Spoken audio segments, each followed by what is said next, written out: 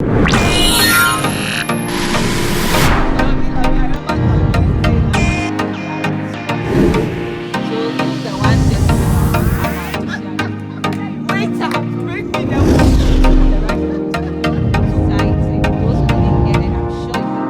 OnyxShow. Hello. You're welcome back to the OnyxShow. And I believe you've been enjoying this series so far. We have been touching on Christian romance and dating. And last episode was interesting. We learned a whole lot of things. So we are gathered today with these beautiful ladies and gentlemen to dive in more into Christian dating and romance. I bet you want to sit back, relax, and enjoy what is coming because this is going to be an interesting episode. We'll go for a quick break, and when we come back, we'll resume. The OnyxShow.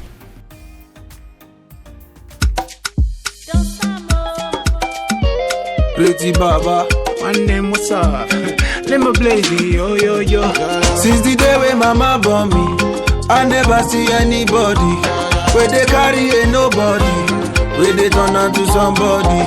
Baba, it no be your mercy, and the way where you cover me, I just people for don't get me. Pretty Baba for turn story. People they go, people they come, but the goodness of God get me. After everything said and done. The OnyxShow. Welcome back. So today we are joined by Ruthiana, Sween, Nancy, and my very self, Victoria. Now, romance and intimacy, are they the same? And as Christians, are we supposed to be involved in any of them? Nancy? Romance and intimacy, I think they are two big words. They are two different words and they are big words on their own because we all have different understanding to romance and we have a different understanding to intimacy. I'll put it, I'll take it from the point of intimacy. Intimacy in society is known as when I'm intimate with Swing, probably I'm having something sexual with him. But intimacy is has an understanding on its own. When I'm intimate with God, I can talk to God directly. I can talk to God as my brother. Yeah. I can put a chair. There are people who say I put a chair down, sit God down. That is intimacy between you and God because you feel you are closer to Him. So intimacy doesn't only goes around sex or having something sexual because only sex doesn't mean you're having something sexual with your partner. All the other forms of engagement doesn't mean that you are intimate with the person. I feel intimacy has more to it than what we know. That's a very good point. It means that intimacy goes beyond sex. And in our previous episode, we discussed that romance also goes beyond the touching, the kissing, and all those things that lead to sex. And so with these two as a background, let's discuss further intimacy and romance. As a Christian who is dating, you have a beloved. Where do these two fall and how do we work around them? Ruth. Okay, I think as a Christian, you should know which type of romance activity to get yourself involved with. So when we talk of romance, you get the picture of touching and all that, but gifting and some things that you do tells that you are romantic or shows how romantic you are. So not only when you touch the person and you feel something back, that's when you are being romantic. No, you can be romantic through some gestures by just being kind, especially when you are walking with your partner, female. When it's time to walk through a door, you open the door, sit in a car, make sure a seat is well in a good position so that she can sit. It's all a symbol, or it all shows that what you are romantic. So they are all symbols or signs of romance. So it doesn't necessarily mean that as a Christian you have to have that long hug or kisses on your cheeks, your lips, to feel that your partner is being romantic or you are in a romantic relationship. So when it comes to the intimacy too, it starts with like the way you both communicate, get to know each other, will tell how intimate you are. So that's all. So, Swin, intimacy.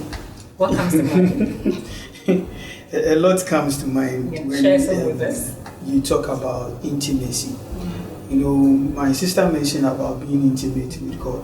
When we use that basis, which is actually the right basis we should have, being intimate means you have to be more open about your relationship with the person. It's not necessarily mean that you have to sleep with the person. Being more open, having that closeness with God. So if you are in a relationship and you have that openness, you can open up and talk to the person about anything.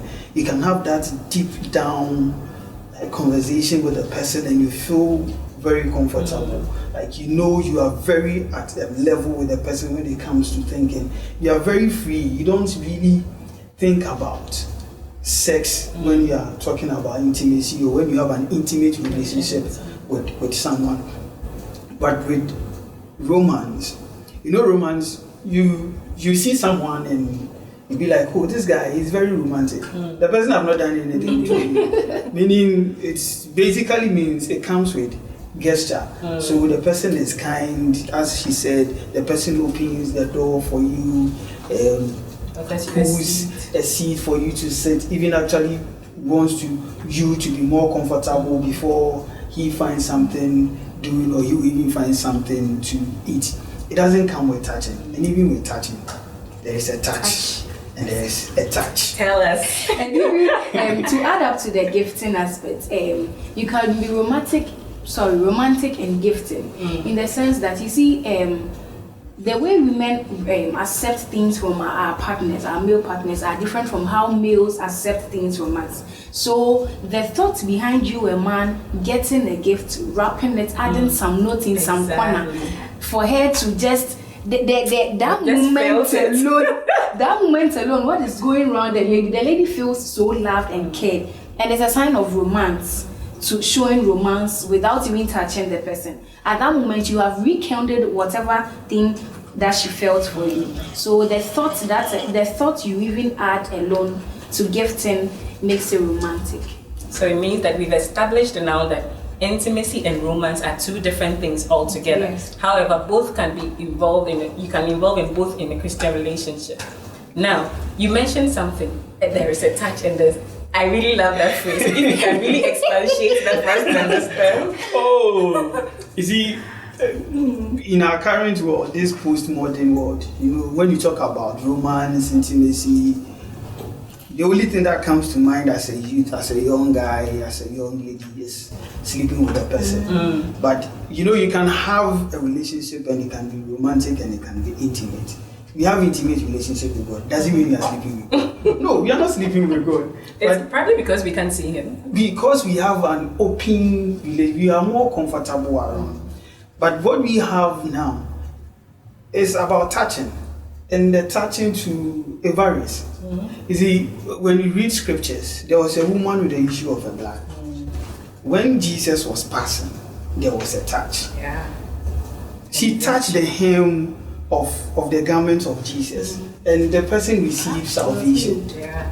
But that was a touch, like that is the divine touch, like a healing touch. But this touch that normally that comes to our mind is the one between Almond and the sister and Tamar. He desired, he went ahead, he touched, and there was shame on the family. And the brother desired to kill him. And these touches are not the touches we should encourage in our relationship. We should rather focus more on the touch that will give us healing and freedom, that you will get understanding, than to focus on the touch that will give us trouble and issues we can't even resolve. But we are in a generation where there are a lot of things going around us. Let's not pretend we are all Christians, so we don't. Yeah. Probably we have done some, but we've prayed for forgiveness or something. Yes, it's true. So how do we what do we propagate to our Christian brothers in terms of the touch? Because I'm dating someone and you can't say I shouldn't touch the person in terms of touching the person's hand, because I feel that once I touch the person's hand, something will just be going up and down in the person's body. So how then do all those things come in? Because I'm quite... So, on that note, whilst we think about this in the studio, we want to take a break. We'll be right back. The Onyx Show. Kwa Jehovah ne do mo. One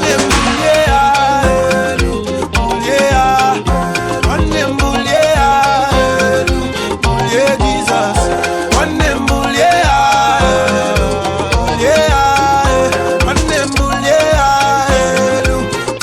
Jesus. Selomira bi Ọlọ́run mi o. Oh no. When people run, Jesus no leave me go. Oh no. Oh Selomira bi Ọlọ́run. Gabi! Darling boy! Okay! Ade! Charlie. When I see you, sir? Why hear this? Move to wow. Boy. Wow. Hi! Hey, nigga man. Why then break your heart? You, what do wrong you? I'm weak. I started use the Pesco Sita. Hey, boy, the pop! Really? The music, the counseling. See, come and see the market. See, let me sell trendy hats. What are you waiting for? Download the app or update it to enjoy the new features we have added. Cause the app Really the pop! Download or update the Pentecost Youth app today to enjoy amazing features. The Onyx Show. Welcome back. The studio has been really heated. You missed out if you're not here.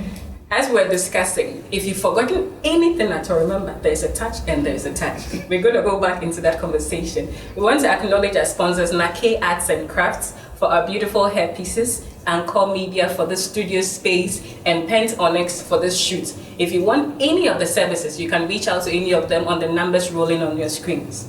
So before we went on the break, Nancy was talking about how realistic all this thing we are talking about is in today's generation. Ruth, in today's generation, with all that we are seeing and hearing around us, how can we be very realistic?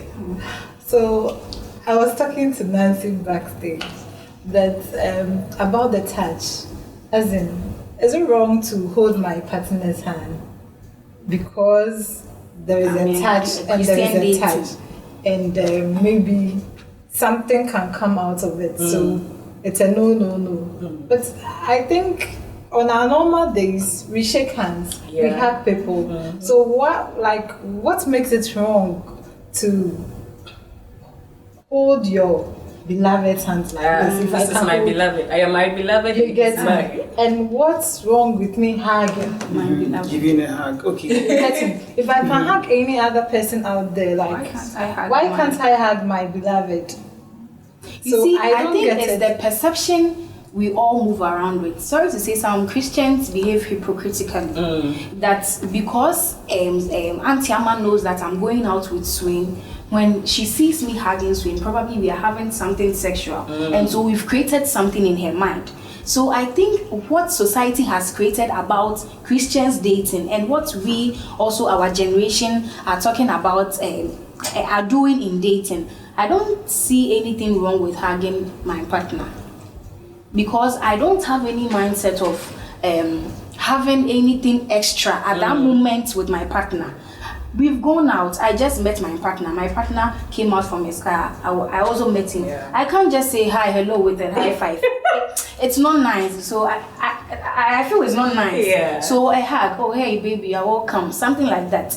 But I think we put so much negativity into our mind that we end up adding too much to what we are not supposed to do. Because I've hugged my partner in outside. Someone will hug the partner outside, then you realize that the man's hand is all over the back of the partner. Yes. We've seen these things, you see, and these things are some of the things that make it look weird. You understand? So I don't find anything wrong with hugging my partner, handshakes. I don't find anything with that. In my opinion, I also think that the context also matters. So if we are out here, and then I hug Swing, assuming I'm dating Swing, you won't think that there's anything attached to it or going on. But if I was still here with Swing alone, and you were somewhere and you met us, like upon your entrance, we were in that lingering hug.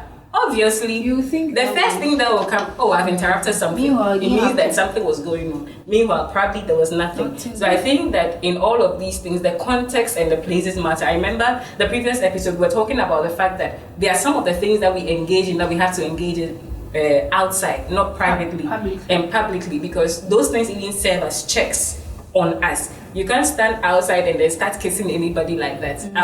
Our culture and this thing does not permit Not that. in Ghana. Exactly. Here you go.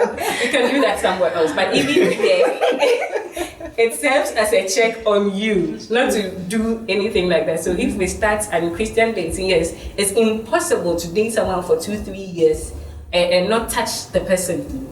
Yes, you can touch the person, but let that touch be a touch that will lead to healing, like we discussed earlier.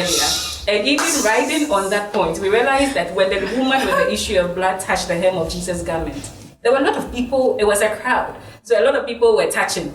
So how come Jesus recognized only that touch? Yeah, It was because Bible says virtue left him. So if we are to bring it into this, we realize that as you are touching and it is leading to something else, you are virtue, a certain virtue is leaving you. I had a discussion recently with an Uber driver, and the discussion just boiled down to he's married, but there's this lady who just came in, and this lady is always pestering him for sex. Then the lady one day said, "Oh, help me get a house or rent the house for the person." Before she realized, "Oh, come, I've moved in. Come and look at the place you rented for me." He said, "Oh, I won't come. Force." The day he went, they had sex, and ever since that day, it has been going on. And he says that what he likes about it is the fact that she doesn't ask for anything. I said, "Massa, you are exchanging your destiny. Seriously? You are exchanging something that God has given to you." It happens with the woman, and she knows you are married, and when she sees your wife around, she behaves herself. And when you give her anything, she rejects it and say, "Oh, fakoma wo yere no womba." There is something that she's not telling you. That touch has exchanged. Virtue is leaving you gradually. You are becoming a pale shadow of yourself, spiritually and physically, and you don't know. The fact that he doesn't even see it as wrong again, because previously he was declining the baby's call. Exactly. But why is it that now you are enjoying? It's a seared conscience. So I am a Swain is he's the only gentleman, so I want to ask him something. He's blessed amongst women. You see, men will hold your hands and they'll be doing this thing. Yeah. What does it mean? Does it have any meaning or? Growing up, I actually don't know. When a guy holds you and does that sign, tells you that I have interest in you. Yes, I have interest in you. I love you. Yes. Excuse me, I also learned it means. Should I? Yes. It means, no excuse better. me to say this word, medu. Hey. I want to have sex with Yeah, you. I have interest in you, and such things you pick them as a child because of where I grew up. So certain things, it was normal when people do it. This is what they want to do. So you also have to come in and try to say, no, what you are doing is not right. And as smallish as I am, and among big people, they will bully you, so you keep quiet. And even with touching, what I want to say about touching is that as an individual, you know yourself. Yes. You know what turns you on and what turns you off. You know the statements that like turns you on and turns you off. Excuse me. How will you know if you've not experienced the touch? How will you know that this thing turns me on, or holding this particular place of my body makes me feel something? It is How will you know? It is really no. It is if not you've not allowed yourself to experience. No, so you know. No. I love what is going on. No, so as an individual, like you know your system.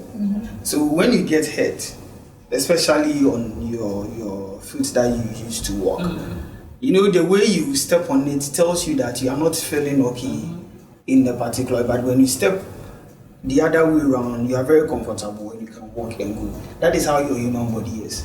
You've not experienced, let's say myself. I've That's not what got I'm using. hurt at this particular. I'm place. If I want to I help don't know Swain how- on this, Ruth wants to just practicalize the whole That he should not be touched. So let's say you are with your partner today. It's just a scenario I'm creating. You are with your partner today, and probably you are in an enclosed area. It's not all days that we can meet publicly. You can meet publicly. Maybe a cool place for just chatting and all. You don't have the mindset that you are going to do something apart from just hanging out with your partner. But you realize that for a short while he has started touching your thigh. Once he starts that, you would feel something will be going up and down with you. That is where you would have to caution him that brother, I